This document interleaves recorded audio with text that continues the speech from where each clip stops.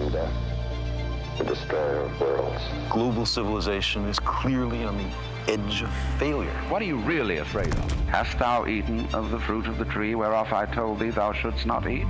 The moral to be drawn from this nightmare situation is a simple one. You simply have to turn your back on a culture that has gone sterile and dead and get with the program of a living world and a re-empowerment of the imagination. More than machinery, we need humanity.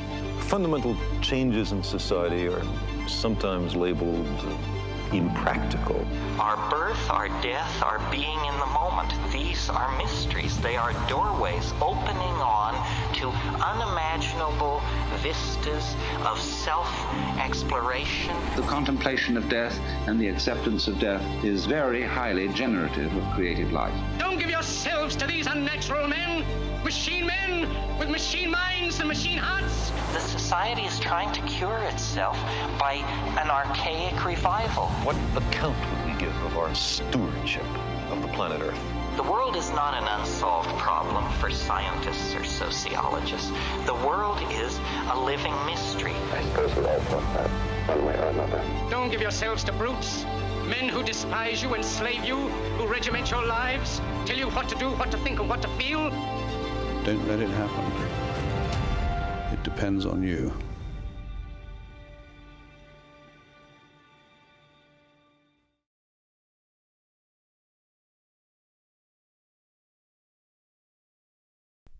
We were deeply inspired by your recent writing. Could you start by explaining the impulse behind your essay series, Divining the Machine? Well, I think the reason for writing essays at all for me is to try and work out what the hell's going on in the world. And what I'm doing at the moment is I'm writing this series of essays about what I call the machine, which is it's a word for the whole structure of industrial society and the kind of mechanizing of our reality and our civilization. It's not my word, it's a word I chose I borrowed from other writers like D.H. Lawrence or Ted Hughes or Robinson Jeffers. It's a kind of a symbol for society that a lot of writers and artists have been using for a long time. And what I'm trying to do really is understand the nature of the thing that we're living in. And I suppose I'm trying to in some ways draw together the strands I've been pulling at for the last 20 years as a writer, which is looking out at the society I live in, at the civilization I live in, fundamentally feeling and believing that there's something deeply wrong with it, and trying to understand what it is that's wrong. Why are we living in a culture or a civilization which sees the earth as a mechanism, which sees humans increasingly as machine-like creatures, which treats the living world as a bunch of resources, which sees progress and growth and financial and material wealth as the be-all and end-all of things? And how have we managed to create a civilization which is fundamentally wrecking the basis of life itself, destroying nature, destroying culture, and yet we tell ourselves that this is a successful project and that we need to keep moving on in the same direction.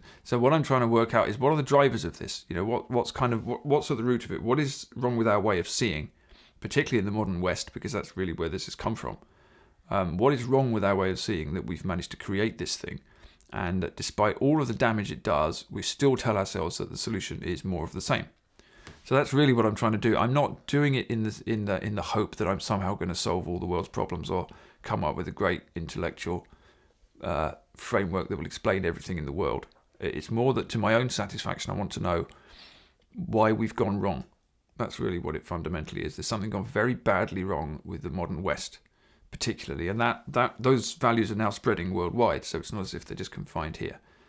But there's something badly wrong. I've felt that all my life, and really, I'm just trying to sort of pull at the strands of what that might be. In one of your recent essays, you talked about how one of the main problems in modernity is a movement of global enclosure. Could you explain more of your thoughts on that? Yeah, really, I think that's fundamentally at one of the kind of core beliefs I think that we have in Western society, which is fundamentally a industrially and economically, it's a capitalist civilization, which means that fairly small numbers of people own the means of production. The rest of us have to work for them. And the fundamental thing that small numbers of people own is land. And that's been the case for a long time. And at the heart of the Western way of seeing and the heart of creating this big economic machine has always been a process of enclosure. Another word for that is colonization, by the way. Everyone's talking about colonization at the moment, but they often talk about it in the wrong way. They talk as if Western people went out into the world and colonized everybody else, which obviously is true to a large degree. But before that could happen, the elites in the West had to colonize the land here. They had to enclose the land here. I mean, here in Ireland, that happened over a long period of time. It happened in England as well. Common land had to be taken from people, and it had to be given to economic actors, to aristocrats, to landed estates, to factory owners, etc. So we had to centralize and control resources and land in the West before we could go out and impose the same model on everybody else. And what you end up with is a fairly small number of people who own most of the resources and most of the land, which can then be used purely as an economic utility. So we don't see, say, a piece of land of the kind that we might look at out of the window as a landscape, which certainly we need to economically benefit from, but is also a patchwork of other things. We just see it as a resource that we can exploit. And we see the profit to be made from that as something that can be totted up and added to the balance sheet. And so we end up with a system which is controlled by a fairly small number of people, sees the natural world as primarily an economic resource that we can just benefit from, and sees fundamentally the relationship between humans and the rest of the world, and between humans and each other actually, as a relationship of control that we have to manifest through technology. So the more advanced technology gets, the more of this colonization and enclosure we can do, and the more that we can control and manage the landscape. So if you look at an example of, say, contemporary enclosure or colonization, you might see the ownership of seeds, you might see genetic modification of seeds, you might see the kind of the corralling and the colonization of basic resources like that. So for example, if a corporation can buy up the landscape, if a corporation can then manufacture its own genetically modified seeds and effectively control the means by which farmers have to plant them and sow them and use the company's pesticides and all the rest of it, all of which has been very well documented for a long time. It's all a process of enclosure of the entire chain of production and consumption. So we end up with a world in which most of us are having to work for other people. Most of us find increasingly that every aspect of our lives is controlled by a sort of corporate state nexus in which we have to coexist. And there's less and less control and independence that communities and individuals have every year. And this, I think a lot of the kind of madness within Western civilization at the moment is actually driven by this sense that people have no control over their lives, and that gets worse and worse and worse all the time. It was better when I was young than it is now. It was better when my mother was young than it was when I was young. The centralization and the power of the control systems that they're operating in society is deepening all the time. And so you have a lot of people who increasingly feel, I think, that they are just kind of fodder. All of us are just more and more powerless. And when something like COVID happened, for example, we had 2 years of very clear demonstrations, whatever you thought about that, of the immense power and control of the state over everybody's lives. The immense power and control of the media, the immense power and control of pharmaceutical companies, and what happens when all those three elements get together and effectively roll out a control system in the name of preventing an illness. And it was an amazing demonstration of just how much of that kind of enclosure has already happened. And that's continuing. So it is absolutely at the heart of the machine, the control and the enclosure of resources, and therefore the control and the enclosure of people, fundamentally. So that's where we are, and it keeps accelerating down that route. In your essays and books, you give the example of the Fen Tigers and the Luddites. Could you briefly explain the story of these groups of people and their fight against enclosure? Yeah, so there's always been throughout history collections of people who have fought back against this enclosure system, the industrial system. And as you say, England was one of the places where the system was pioneered and then rolled out. So the Fen Tigers, for example, were a group of local people from the Fens of eastern England in the 17th and the 18th century. And the Fens were a low-lying marshy landscape that people had lived on for a very, very long time. And they'd always been very difficult to access. During the Norman conquest of 1066, the fens were some of the last places to be conquered because William the Conqueror couldn't get there, and there was a resistance movement against him that was centred around the fens. So it was a huge marshland with a system of paths that only the local people knew. Very particular landscape, very particular culture that lived there, quite distinct from the mainland. And so, of course, in the age of progress and industry, it was decided that the fen should be drained because the soil there would be extremely rich and very good for agriculture. So, again, the process of enclosure begins. The fens are drained. And they brought in a load of architects and engineers from the Netherlands, which is basically a giant drained fen. Because they were experts at fen drainage, they brought them in and they had a great big plan, and there was a grid and there were a lot of drains, and they were going to drain all of the fens. And they started the work, and the local people, who were seeing not just their land taken away from them, but their entire culture and way of life destroyed, fought back against them. And so a group who were called the Fen Tigers emerged from the fens. And they would come out at night and they would break the drainage ditches and they would blow up the dams and they would attack the drainage engineers. And for a very long time, they actually held off the drainage of the fens and slowed it down, and the fens were drained eventually. But there was a resistance movement against local people who were fighting not just against, the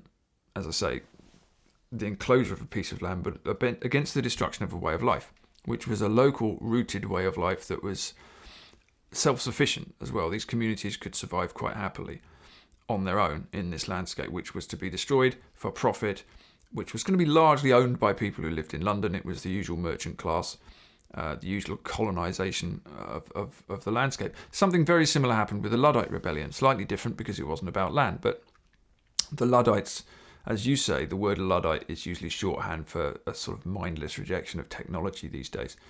But the Luddites were hand loom workers in the north of England, and their entire cottage industry of all of their communities and all of the culture around there was based on working with their looms at home to create. To spin cotton, but the factory system which came in was introducing machinery which would do this instead, would enclose the means of production, so that what you had before the factory system came was a group of widely dispersed cottage industries, individuals working from home, families, communities, spinning and weaving at home. What you had with the factory system was one centralised factory owned by a factory owner from somewhere else, where machinery would do all the work that these people had previously done. So again, it wasn't simply that the objection was to new technology. The objection was to the mass destruction of way of life and people's self-sufficiency. So something that was done by entire communities was suddenly to be done by one capitalist factory owner who would reap the profit from it, and everybody else would have to go and work in the factory. And that's the essence of the whole of the Industrial Revolution. And so what the Luddites did famously was they started smashing up the machinery and they started attacking the factories. And it was a kind of doomed resistance movement, as all these resistance movements are. But it was hugely popular in the north of England. Thousands and thousands of people were involved in Luddite rebellions. There was another set of agricultural rebellions called the Captain Swing riots, which were very similar. People would smash up the farm machinery which was coming to replace the haymakers. And it's always the same system. What you have is the centralisation of an economic system. You have the enclosure of resources, and the people who previously had independently worked for themselves are forced to become a proletariat and go and work in the factory. And that's the story of industrialism. And the reason that we see groups like the Luddites now as kind of mindless savages is because that's the story of victory. That's the story that we're told by the system that won, which is the factory system. But the rebellion was not about technology. The rebellion was about the factory system. It was about enclosure. It was about colonization. It was about taking landscape, taking place, taking work and centralizing it and turning it into simply a profit-making enterprise. And that's the model of the whole globalization system. That's the model of what I call the machine that has been rolled out around the world. You destroy local lifeways, you destroy local cultures, you destroy people's economic independence, you centralize everything into a factory system. Huge profits then flow upwards to the people who happen to own that system or whoever owns the shares in it, and everybody else has to work for them. And you wreck and ravage the landscape. You destroy the natural world. And that system, which was really pioneered in places like England a few hundred years ago, is now global. And we tell ourselves that this is economic growth and this is progress. And it's not. It's a very, very particular way of seeing, very destructive, hugely unsustainable, but enormously profitable. Huge amounts of wealth can be generated from that very, very quickly. So that's where we are, really. The globalization of that system has been the story of our age. And it's worth saying that there have been huge numbers of rebellions all around the world against that system in all sorts of different cultures, in very much the way that the Luddites were rebelling against the system. I mean, there's been a farmers' rebellion going on in India for the last year against the centralization of farmland there and the destruction of traditional farming. So it goes on all the time. The rebellions go on, but the machine rolls on as well. So that's where we are. The machine is truly ubiquitous, and it is bolstered by many mythologies. One of the more pernicious myths is that if you are critical of the machine, you are anti-progress. What is this obsession with progress, and what is it turning the world into? Well, the writer Lewis Mumford called this the myth of the machine. Progress is the story that we tell ourselves. It's absolutely central to Western mythology, and it's replaced our religious story, which was the Christian story in the West. It's replaced all of our other myths, and it's this notion, as you say, of forward momentum. Always, you're always moving away from something, and you're moving towards something else. And I think it's probably quite unique in global terms, this story of progress, which comes out of the modern West. It doesn't come out of the medieval West. I mean, for example, in the Middle Ages in the West, there was no notion of progress. Life was seen as fairly cyclical. In the Christian way of seeing, this was where you were, and you existed within the world, you did God's work, and there was the cycle of the seasons, and there was no notion of forward motion. And you don't really get that in other cultures either. You might get it within a human life. There are certain things that you can improve, but the notion that society as a whole is always moving away from something bad and towards something good. There's always a process of moral improvement going on. There's always a process of technological improvement going on. It's quite unique, I think, to the modern West. It's something that comes out of this particular area of the world, and we've again tried to globalize that. And it's fundamentally what keeps the machine going. Now, it's interesting because in some ways things clearly do progress, right? So technologically, technology gets more advanced, technology gets more sophisticated, medicine could get more advanced. So it's possible to cure things now we couldn't cure 50 years ago. Some things have improved, obviously, and so because of that material improvement for some people in some ways, it's easier for us to believe that this is a system, or it's easier for us to believe that this is a progress which will continue, that we're moving towards a goal. And the question I ask myself is, well, what's the goal? What are we moving towards, and what are we moving away from? So the story we tell ourselves is that we used to be poor, we used to be stupid, we used to be superstitious, we used to believe in a load of rubbish that wasn't true, but now we have science, so we don't have to believe that. We used to be lacking in knowledge and wisdom. Now we have education, we have science, so we don't need religion, we don't need superstition. We have a certain sense of the individual over the community, and we're always moving towards improvement in all these areas, right? So we will have more power, we will have more wealth, we will have more health, we'll live longer, maybe we'll live forever. We'll be able to control everything, we'll be able to manage nature. And this attitude, the progressive attitude in the biggest sense of that word, infiltrates everything.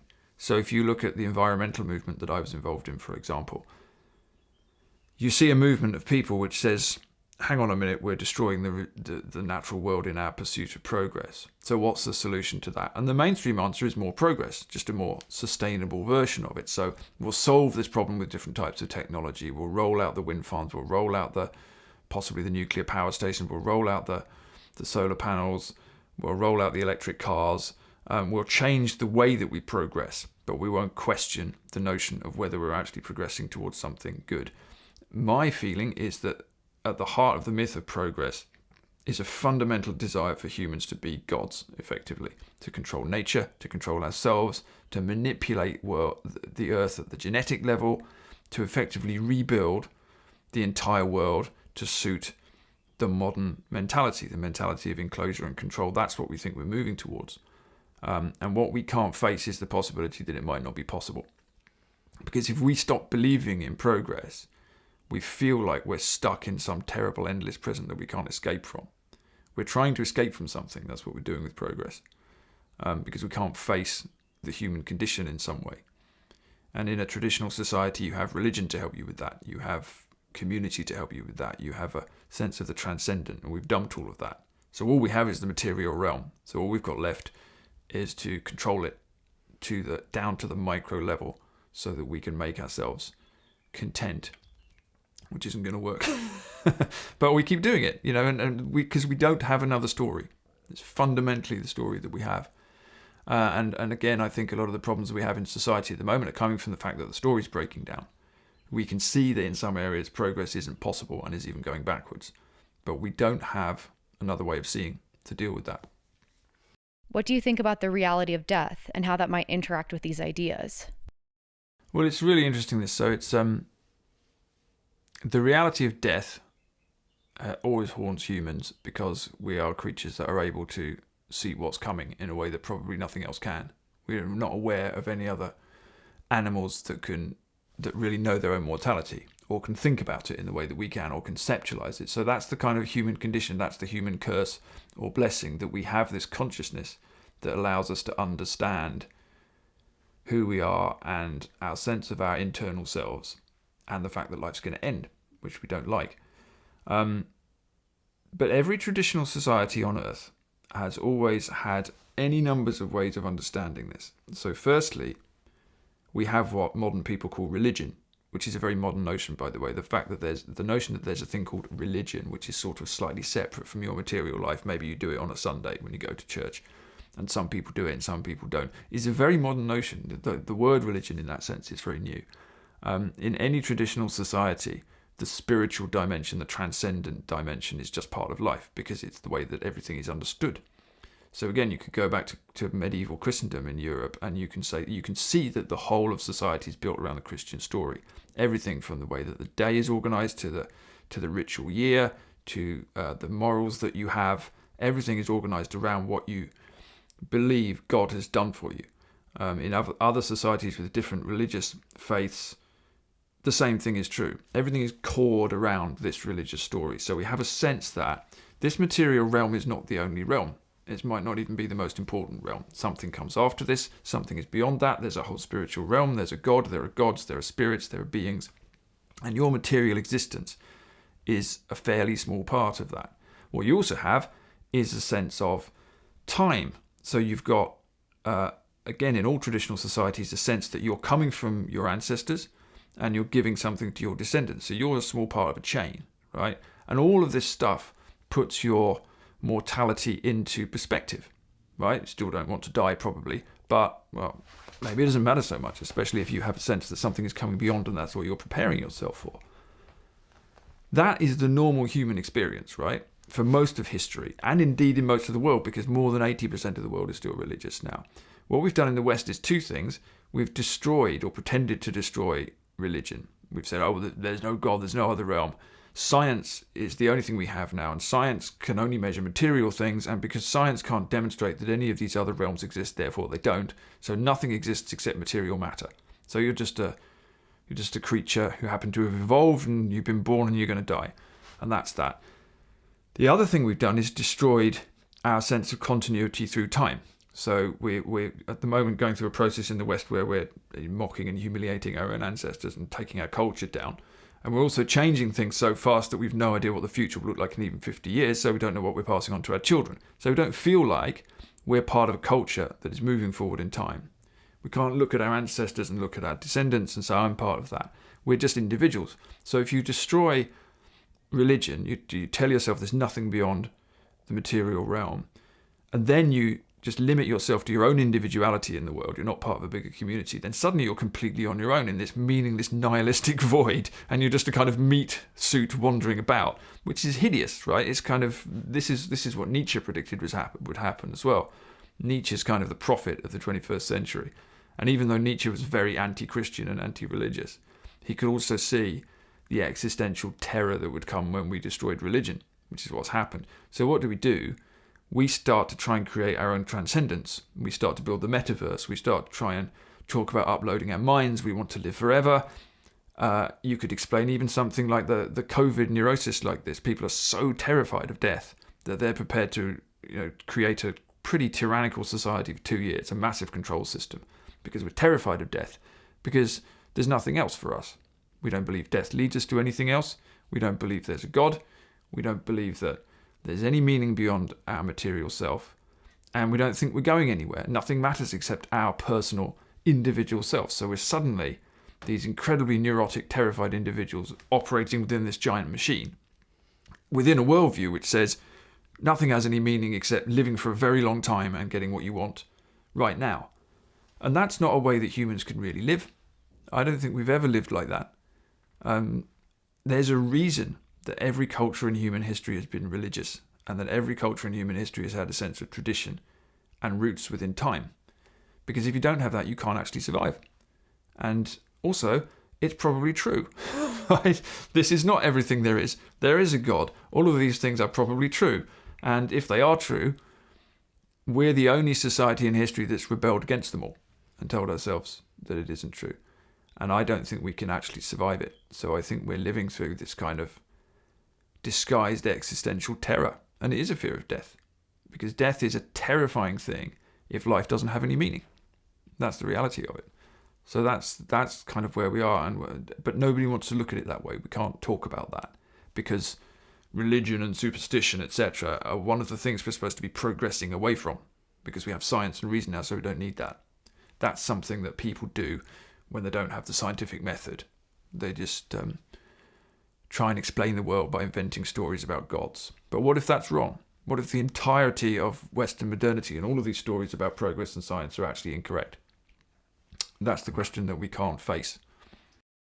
When do you believe rationality was cemented in the Western mind? Who were the main proponents of this new way of thinking, and why has it taken hold so completely? Yeah, it's a really interesting question. So this notion of a machine, a big, highly organized industrial society, is, as you say, it's something that kind of rises and falls throughout history. Lewis Mumford's book, The Myth of the Machine, is really good on this. And he talks about the first machine society as being that of ancient Egypt, which he says is a machine made of human parts, the human parts being the slaves that built the pyramids. So there have been plenty of examples throughout history of highly organized, quite mechanized, centralized societies which can build these enormous monuments. A society that builds huge monuments that last is usually what you call a machine society. But something happens in the modern West which is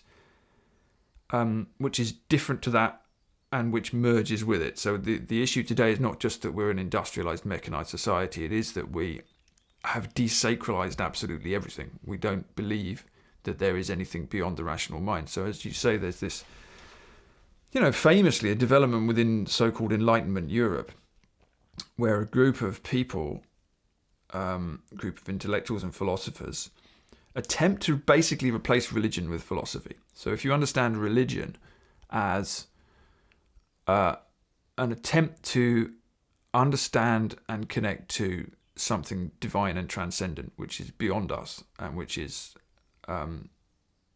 overseeing us and which has created us. So if you see the universe or the earth as an organism rather than a mechanism, and you see a divinity, you see a God, you see some form of divine intelligence behind it or within it, that's the way that most people have always understood the world. The modern West says, no, there's no evidence for that.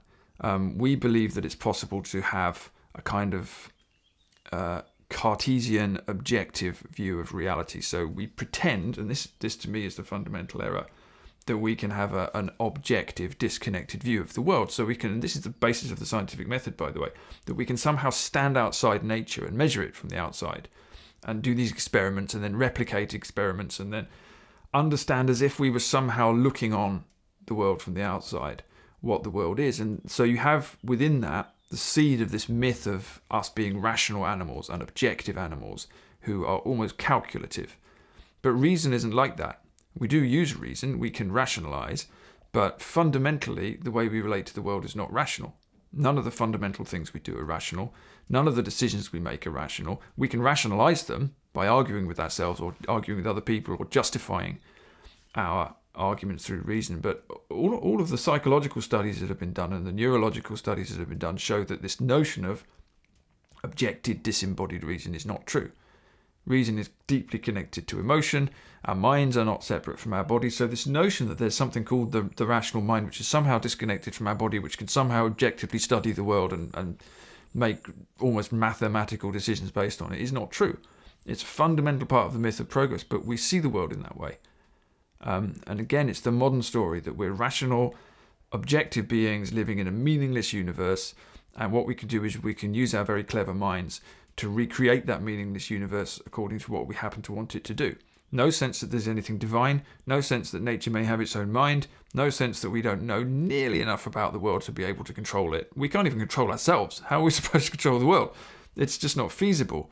But we are behaving as if it were true. So if you combine our industrial revolution, our process of enclosure, the technologies that we have, and this story that somehow we can use our reason to control the world because there's nothing else anyway, then you get the society that we're in today. And the kind of curse that we're living under is having to deal with the consequences of those ways of seeing. So, okay, you decide to see the world like that, go for it. See where that takes you. And where it takes you is into this kind of abyss, this collapse. That worldview within 200 or 300 years has changed the climate of an entire planet. It's kicked off a mass extinction. It's caused mass cultural destruction around the world. It's causing, at the heartland of that worldview, horrible depression and loneliness and atomization and kind of cultural collapse. It's not possible to look around Western culture today and say, oh, this is really working terrifically. This is, we're doing really well here. Look at this. The kind of the warning signs are all flashing. But because we can't see that our worldview might be the problem, we just respond with more of the same. More control, more technology, more reason, more progress. The problem we've got is that we're not going fast enough. Maybe the metaverse can save us, etc., etc. We don't want to go back to the really uncomfortable possibility that maybe we were wrong. Maybe modernity was wrong. This entire way of seeing is wrong. Maybe the universe is not unintelligent. Maybe there is a God. Maybe nature is more complicated than we think it is. Maybe we're not rational animals. Maybe we're not in control. That's the big thing we don't want to face. Maybe we're not in control. But I think we're only going to learn that the hard way. Just going to learn it when we have our face really rubbed in it. But more and more people can feel it, which is why people like you were asking these questions. And all over the world, people can see it doesn't work. They can see it doesn't work, but they don't know what to do about it or even quite how to talk about it. The world has been terraformed into a monoculture for humans, and there are so many problems that have been caused by the belief that we can order and exploit the world just for us. What do you see as the endpoint of this factory farming of the world? Is there any way out of it apart from telling ourselves a new story? Well, I mean, it's the end point of the factory farming of the world is already, you can already see it happening. Climate change is the end point. The poisoning of the oceans, the mass brutality towards animals, the destruction of forests, the collapse of ecosystems. That's the end point of this attempt to control it. The thing about this, I think, is that I don't think it's going to change until there's a really big systemic collapse. I don't think people telling themselves different stories is going to change it. I mean, on a personal level, it can change it. On a small scale, it can change it. But we're so locked into the system now and into this momentum. And one of the things that you will come across, which you've probably already come across when you criticize this system, is that people will say, well, millions of people around the world depend on this system. And if we change it, they'll all die. And there's truth in it, right? Because we're all locked into it. And we all have to go to the shops. We all have to buy food because we've all been deracinated and we can't produce it ourselves. So millions of people living in cities relying on the system. If the lights go out, they probably do all die. So in that sense, you're locked into it. You can't turn around once you've got down the road so far. It's almost like the only thing you can do is attempt to make it more sustainable, which is why people are doing that, right? They'll say, oh crap, the whole thing is changing the climate. Maybe if we use a different fuel source, that will sort it out. It might do, but of course it will create a ton of other problems at the same time. I'm old enough to remember when palm oil was supposed to be saving the world because we were all going to use that in our biofuels, and then of course that just destroyed far more forest than it saved. Every time we come up with a technological fix, it creates a ton of new problems that we hadn't foreseen. but we haven't got a better idea because we are locked into the system. So until it starts falling down and we go off and create something entirely new because we have to, I can't see a way out of it. I mean, I've watched for the last 30 years and been involved in loads of activism to try and stop climate change, for example. It doesn't change a single thing. The emissions keep going up.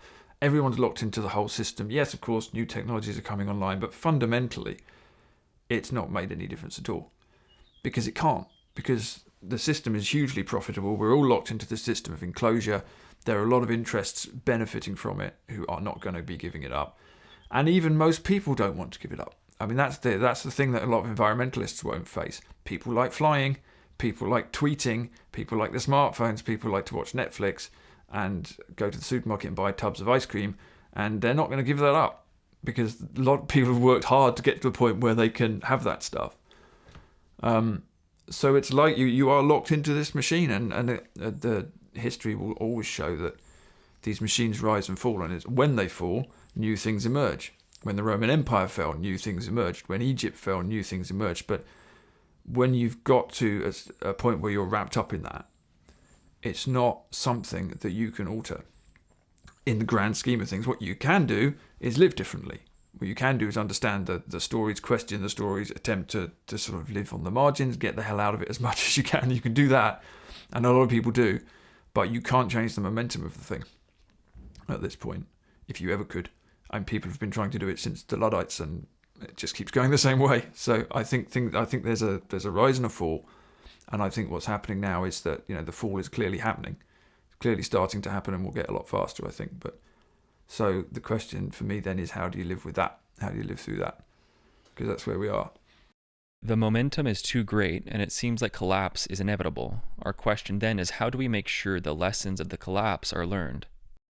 Well, now that I'm a middle-aged man, I'm a little bit cynical about humanity learning lessons. I have to say, I don't think it does really. Fundamentally, you can learn lessons, and you can do work like you're doing here, which might help other people learn lessons. And fundamentally, I think with all the writing I've done over the years, it certainly hasn't changed the momentum of anything, and I don't imagine it could. But it can communicate to people who are thinking the same sort of way, and who are saying, oh yeah, I was thinking that too, and I didn't know how to put it into words, or I'm glad you said that because I agree, or, so it can give people a bit of succor, and it can help educate people sometimes maybe in things they didn't know. But, you can't be responsible for helping 8 billion people learn all the lessons of humanity so they never make any mistakes again. That's not going to happen. But I'm afraid I think that what we tend to do is just forget very quickly and then do it all again. I mean, in Ireland, about not even very long ago now, about 12 or 13 years ago, we had a huge economic crash, massive collapse, which was caused by a housing bubble and people just splashing out money on house building and everything else. And then the whole thing collapsed. The IMF had to come in and the EU had to buy up the economy. And now, about less than 15 years later, it's all happening again. Everyone's doing the same thing. They're all building houses everywhere. They're all just splashing out cash. They're all getting big mortgages out. It's like everybody thinks this time it will be different. But it's exactly the same thing. And at that time, everybody said, right, never again. We're changing everything. This has got to stop. But as soon as the money came back in, they just did it again. I'm afraid I think it's what humans do. But I think that, if you have a task at this time in history, it's just to work out what's going on, do the right thing yourself. This kind of work can help connect with other people who can see that as well. So, you just do your work and you see what impact it has. But no, I don't think you can imagine that, say, the collapse of this system will mean that humans are wise forevermore. I think it's very unlikely. But it's also just important to remember that we cannot predict the future. We can see where the trends are going, but we literally have no idea. I mean, all sorts of things could happen, terrible or good. Things could be much better or less bad than we think they're going to be, or much worse. It's a bad idea to make predictions. So all you can do in this moment is say it as you see it and try and live well and see what happens. And that's it, really. And if you've got the ability to communicate like you guys have, then you can tell other people and that will help them and you can see what happens. But I don't think you can have an ambition to reset humanity, because I think we're just that creature. We just keep going and we rise and fall. And we're just in our time, so we do our work. Can you talk about your idea that every society has a throne at the center, and what happens when a void has been left upon the throne, as is in the case of our society? Well, I think that comes back to religion again, because, again, what we call religion is a sense of God. And I believe in God, I'm religious, strangely enough, which wasn't the case 5 or 10 years ago, but it is now.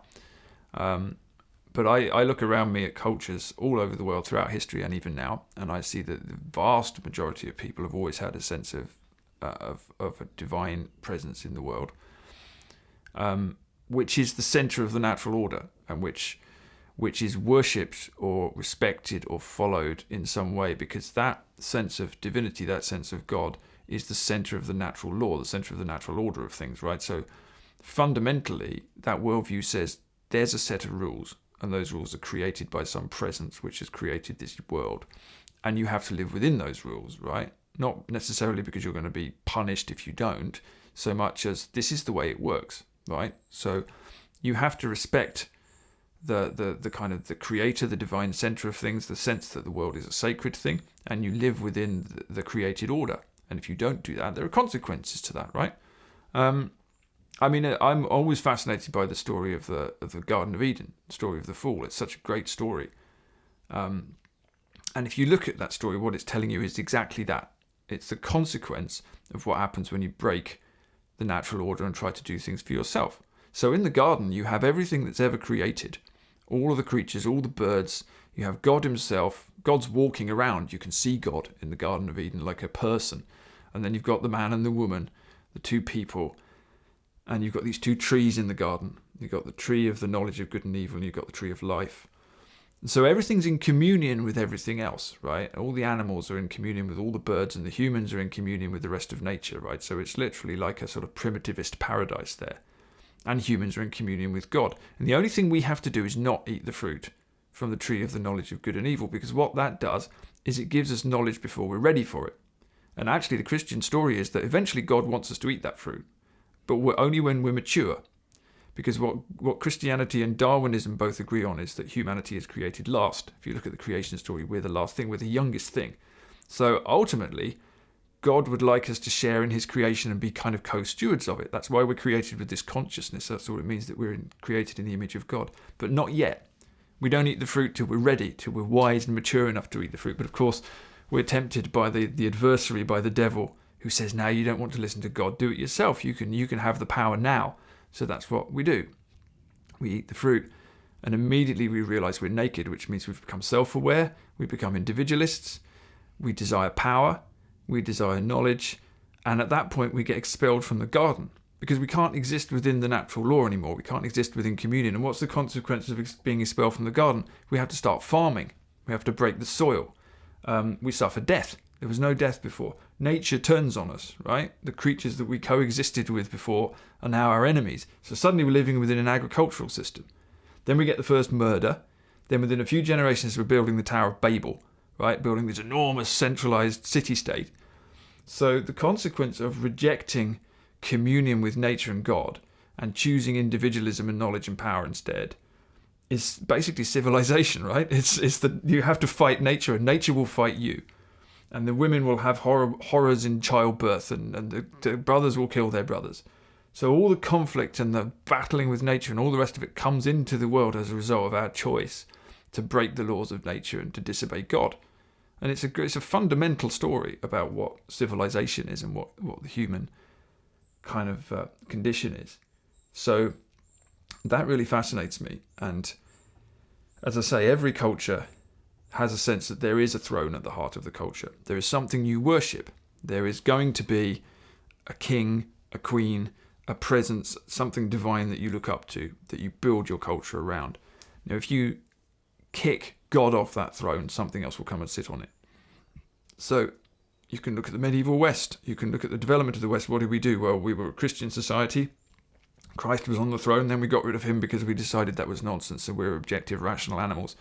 We don't need a throne anymore. We're going to be egalitarian. But it didn't work like that. So what did we put on the throne instead? We put reason on the throne. We put progress on the throne. We put money on the throne, material wealth. We're always worshipping something. Every society is going to worship something. And we worship progress, and we worship wealth. And we worship ourselves, actually, fundamentally, because if you don't believe there's anything higher than you, then you're going to worship yourself. And that's what we do. The individual self, the desire for power and control, that's eating the apple every day. That's what we're doing. We're eating the apple every day. We're saying, I don't need God. I don't need divinity. I don't need communion with nature. I don't need any of that. I don't need to follow any natural laws. I'm going to make it all up myself, and I'm going to control the world, and I'm going to become God. Which, by the way, was the offer that the devil makes to Eve in the Garden of Eden. It's like, you can be God. You don't need God. Do it yourself, which is where we are. I mean, the way to understand Eden as well is that it's outside time. So what we do is the fall of humanity is a fall into time as well. So suddenly we're living in this temporal world. So there's an eternity in Eden. There's something eternal, which is why there's no death. In the physical temporal world, there has to be death because there's always time. So that it's a kind of breaking into time that happens as well. So you're falling out of eternity into time. And that was the choice. And it's interesting because people often see the fall as a kind of punishment. God is angry and throws you out of the garden. That's not really what's happening. What's actually happening is certainly God expels us from the garden, but that's the consequence of our action. And if actually you can look at the whole of the Christian story and the whole of the Bible in that way as well, instead of, people will interpret it as God's wrath. You can interpret it like that. But another way of putting it is that's the consequence of your action, right? So if you do this, this will follow. Right? That's what God says. That's the law. Here's the way it works, right? You can eat the apple if you want. I mean, the apple's there. We always have free will, right? That's the other essence of the human story. God doesn't stop you eating the apple. You can eat the apple if you like, but then there are consequences, right? You do this, this will happen. That's all the way through all the Bible stories.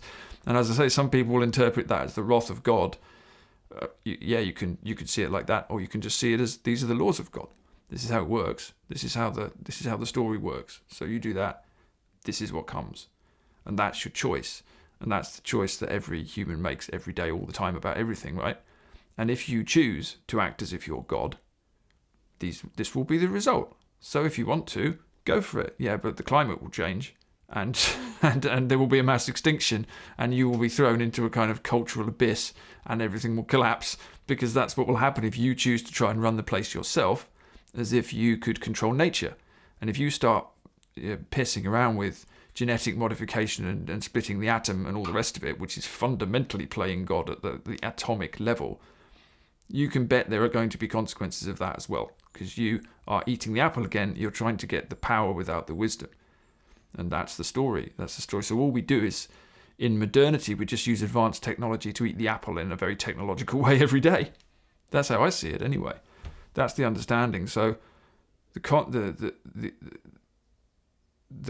of the conclusion for that is, well, what's the way that you live? Well, you live within limits. You live within nature's limits. You live within natural law, which is also God's law, which is also the divine law. That's how it works. Now, that's difficult to do because we're creative creatures and we always want to bust through limits. But, if you decide that you're going to turn the entire world into a machine controlled by you, then there are going to be consequences to that. So the alternative is living within limits as much as you can. The scientific endeavor is really humanity's desire to understand, but rather than it being used as a tool for us to learn how to better cooperate and understand our limits, we've utilized it for control and breaking limits.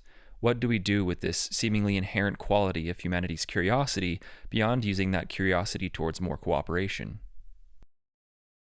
So I was thinking about science, and the modern scientific worldview is totally tied up with control. And there's a story that scientists often tell that we're just all about understanding things, and the consequences of our actions are nothing to do with us because that's just all the technology. So that allows somebody who's worked out how to split the atom to pretend they're not responsible for a nuclear bomb when they know they damn well are.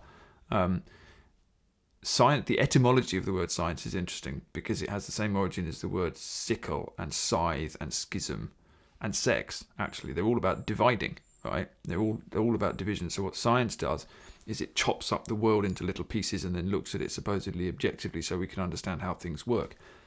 And it's always tied up with a desire to control, because as soon as you do that, then you can create a technology to allow you to do something with that scientific discovery. And particularly now, when science is pretty much entirely sponsored by the corporate world, the notion that there's just a kind of disinterested objective science where people are just trying to find out how things work for the benefit of humanity is not true. Science is about understanding the world in a very particular narrow way, understanding how the elements of the world work so that we can manage them. That's what it's about. Religion is also a way of understanding the world, but at the heart of a religious worldview is that there's always a mystery. So, for example, in the Christian tradition, you can't look on the face of God without dying, right? Because it's just too powerful. You can't see it. Nobody ever sees God. In Islam, you're not even allowed to portray God because it's not a thing you can talk about. Almost all religions will say there are things we can know and there are things we can't. And that's the traditional worldview of humanity. And it's okay to not know things. In fact, it's necessary to not know things because there are some things we shouldn't know, not in this life anyway. We can't ever know the essence of God, for example. We can't ever know really the meaning of the universe. We don't, that's okay. There are limits to what our knowledge should be as well.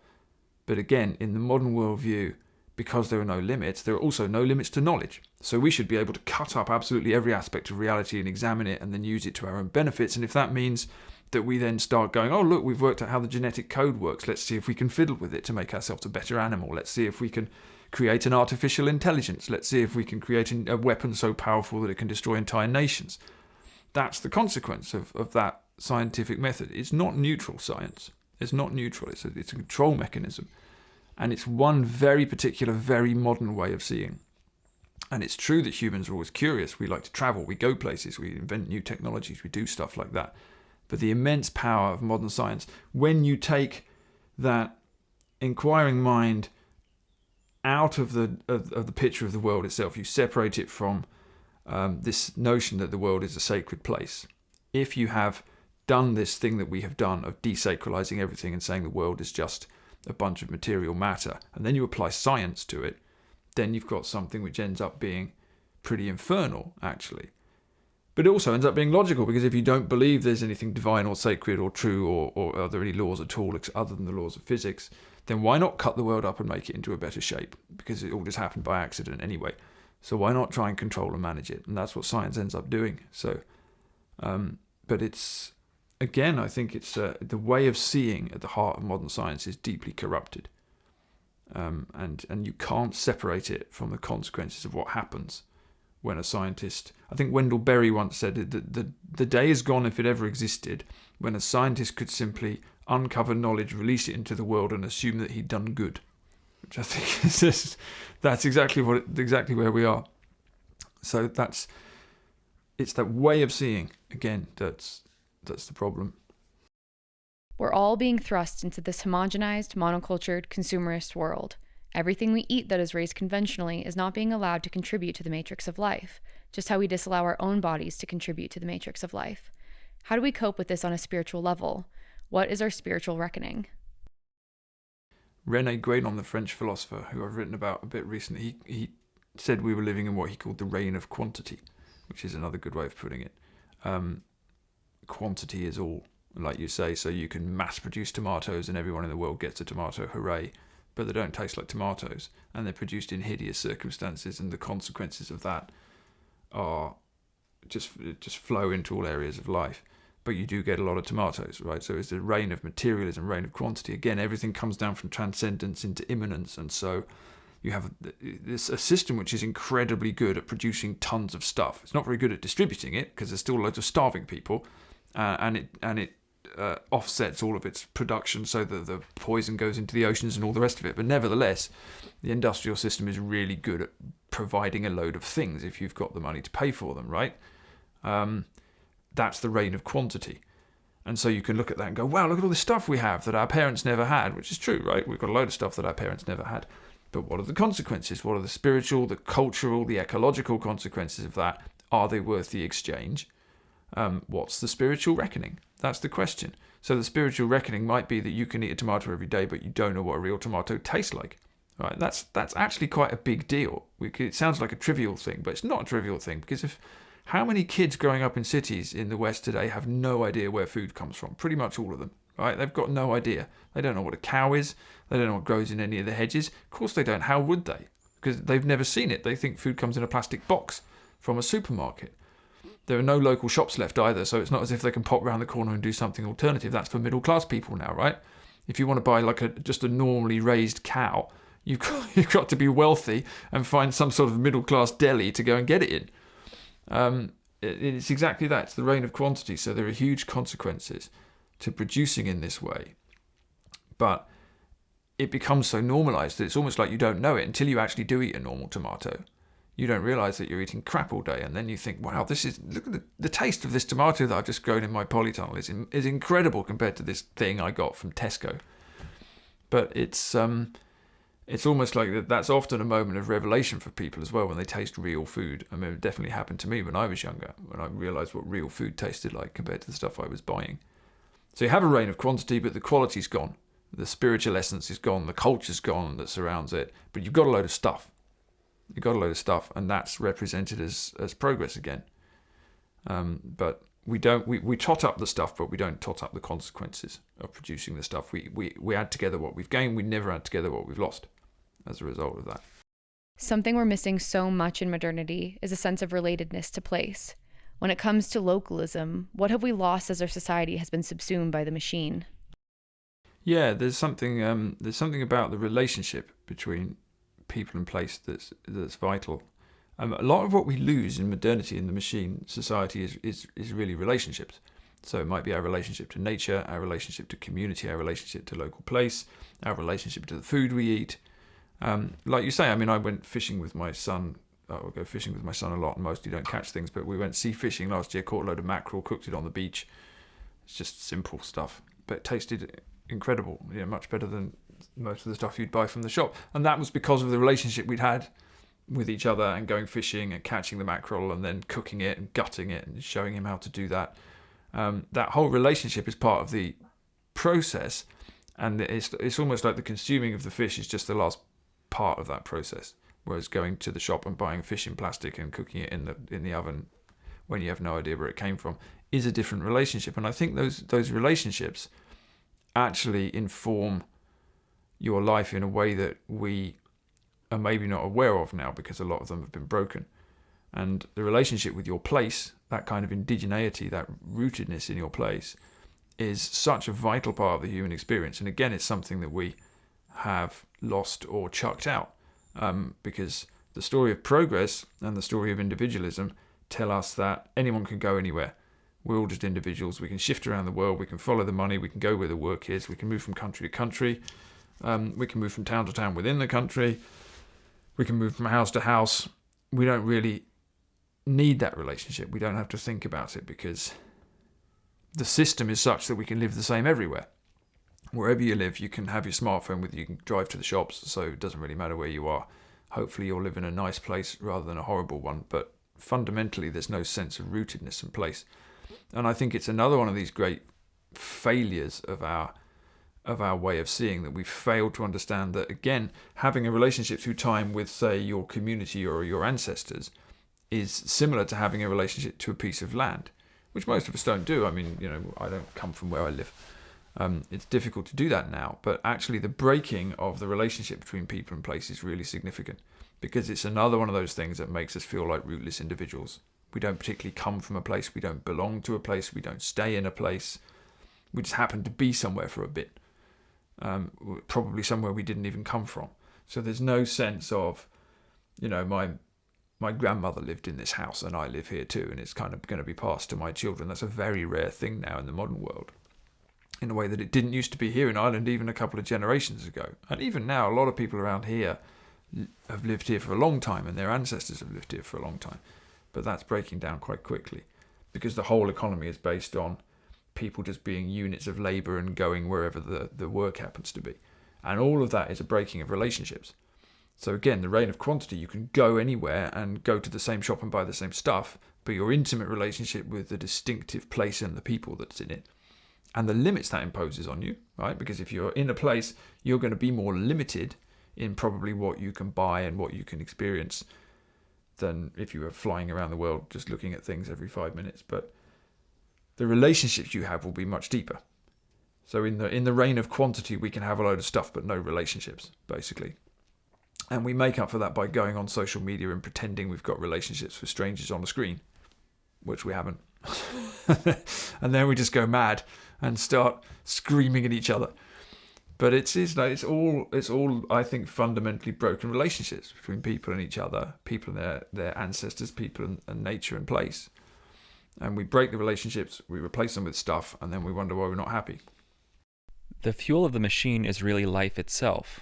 We have to mine and factory farm the world to feed the machine. Can you help elucidate this idea further? Yeah, I mean, like I said, Lewis Mumford talked of a machine made of human parts.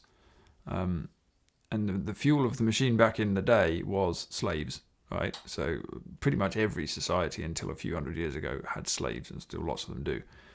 So if you're going to build a sophisticated system, you need a ton of muscle power. And so you just make people do it, basically. You take the weakest people in society and force them to work for you. We don't do that so much anymore in the modern world because we don't need slaves. It's because we have fossil fuels instead. So we mine the earth. We don't need the human muscle. We've got, the burning of the coal and the oil and the gas to do it for us. So we do mine everything. We mine the soil for industrial agriculture. We literally mine the earth. We take out the coal. We take out the oil. We take out the gas. We dig out the rare earth metals so that we can put them in our smartphones, so that we can all tweet about how we're very environmentally responsible and we don't like climate change.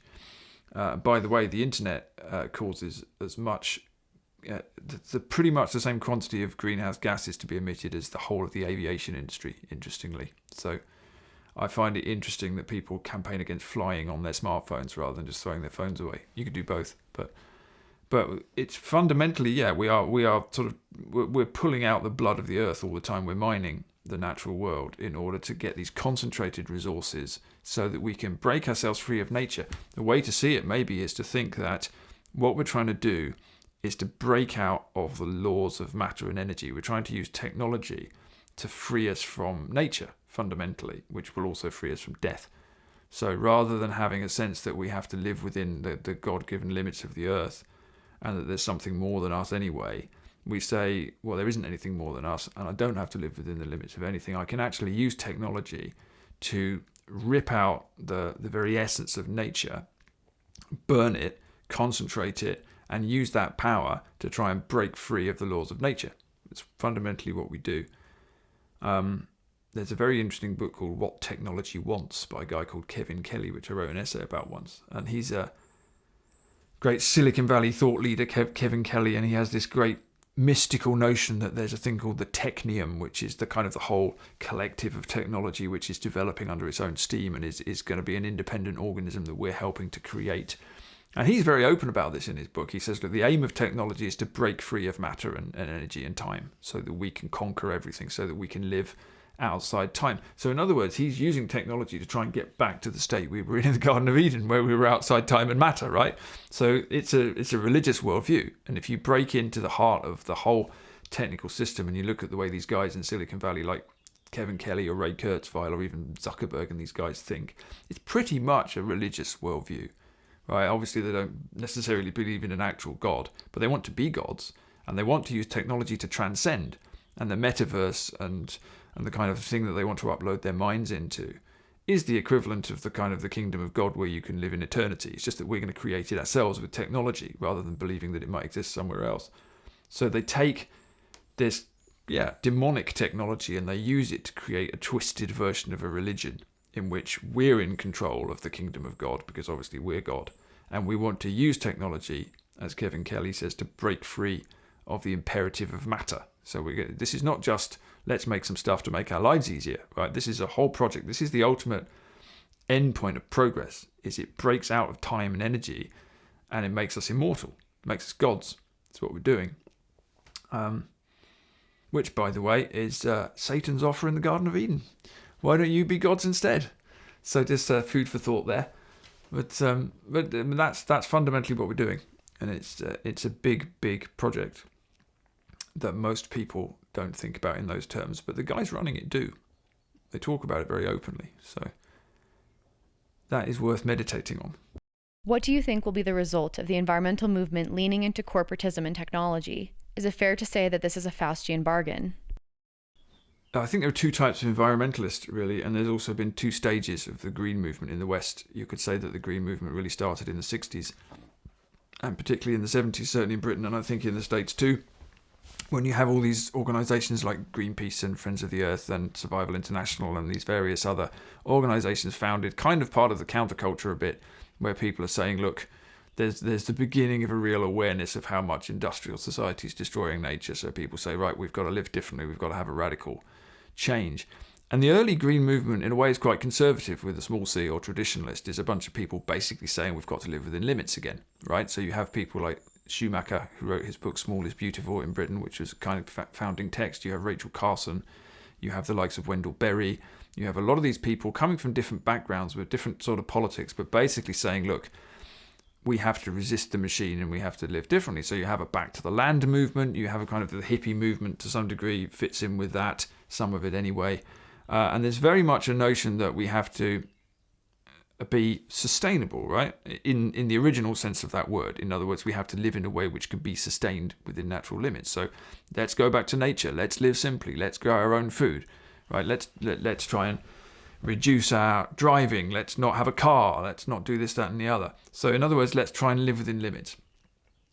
Now that fundamentally, it created a bit of a movement for a while, from maybe the 70s to the 90s, but it didn't change the direction of the machine, because as we said earlier, you can't really do that, certainly not with that kind of movement. So, people did things, but didn't change the direction of society. And from really, I suppose, the 90s or the early 2000s onwards, you had the development of a new kind of green movement, which you could call green globalism, or I've called it neo-environmentalism. And it basically, this is a group of people saying, right, we need to be realistic. We're not going to change the direction of things. So what we need to do is we need to work within the machine to make it green. And we need to...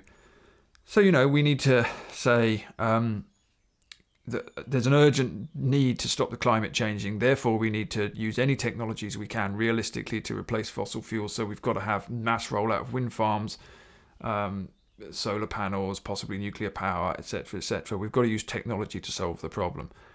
You get a similar thing with the agricultural system at the moment, especially with this huge kind of industrial vegan world which is being rolled out everywhere. Veganism, again, when I were a young lad, veganism was a thing that weird hippies did, right? Hardly anyone was a vegan, and it was quite a radical, outsidery, countercultural thing to do. Now it's like every supermarket's telling you endlessly to eat plant-based food, and that again has become a huge corporate centralized industrial concern. Industrial veganism is supposed to replace industrial factory farming, and this new environmentalism doesn't challenge the direction of travel of the machine at all. It legitimizes it. It simply says the technologies are wrong. The only realistic thing that we can do is change the technologies, and sustainability, instead of meaning let's live within the limits of nature, has come to mean let's sustain the industrial system in a way that we now call green, which basically translates to not emitting fossil fuels. So we can have a huge industrial vegan system, we can have lab-grown meat, we can have the destruction of farming, we can have the centralization of agriculture, we can have mass rollouts of solar panels and industrial wind farms all over the landscapes, and we can call this environmentalism because it doesn't emit carbon, and maybe it's slightly less destructive than the industrial system we've had before, but it's just a kind of green industrialism. It's all it is. And there's a reason that the World Economic Forum and every corporation on earth thinks this is a good idea, right? It's because it's in no way a threat to anything. And it doesn't challenge the way of seeing at all. So, the early green movement was challenging our way of seeing and living. They were saying we have to live completely differently. The new green movement says, nah, not really. We don't have to do that. We just have to get the technology right. And so you find these people, these mainstream, well-known green pundits, out there pushing, as I say, for everything from genetic modification to nuclear power to vat-grown meat to industrial vegan food systems, and imagining that this is some kind of alternative to the system that exists at the moment. But it isn't. It's just the machine. It's just the next stage of the machine. It's just a more efficient way of doing the same shit, basically. It doesn't connect us back to nature. It doesn't rebuild the relationships we've broken. It doesn't connect us to our place or to our history or to our culture at all. It continues the kind of centralized industrial monoculture. It just slaps a sustainable label on it. That's where it's got to. So the green movement, largely, I think it's been completely co-opted and largely failed as a result of that. So probably it's time to try something else. Can you explain what TINA is? Yeah, well, this acronym TINA means there is no alternative. And I think it's one of the most powerful stories that we have that sustains the industrial system. Because we believe it. And the reason we believe it is that we can look around ourselves and we can quite rightly say, well, how are we supposed to get out of this enormous system that we've built? And there isn't any obvious way to do that. And like the progression of the Green Movement from being a radical movement to being a co-opted corporate movement, you have a group of people who say, well, look, really, the only realistic thing to do is to continue doing what we're doing, but try to make it more sustainable, make it more green, right? We can't really change our way of seeing. We can't challenge science. We can't challenge technology. We can't challenge this, that, and the other.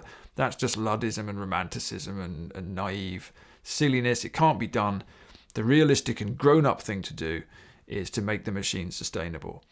And if you're not interested in doing that, it's either because you're a romantic or probably you don't care if millions of people die, which will be all your fault. So the notion that there isn't an alternative to the way that we see things is enormously powerful as a kind of propaganda mechanism, really. And we've all internalized it, really. We look around and we say, yeah, there's just, it isn't realistic to live differently. Which, of course, is how the thing is sustained.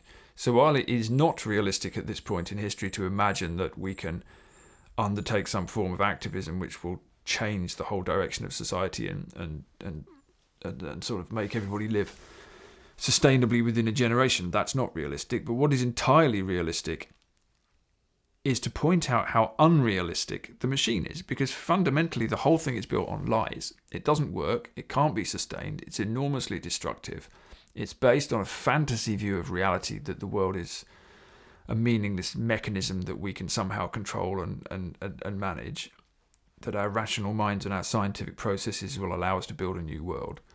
The whole of the story of the machine, although it looks triumphant to this point, is built on sand, in my view. It does not fit with the way that the world actually is and the way that the universe actually is.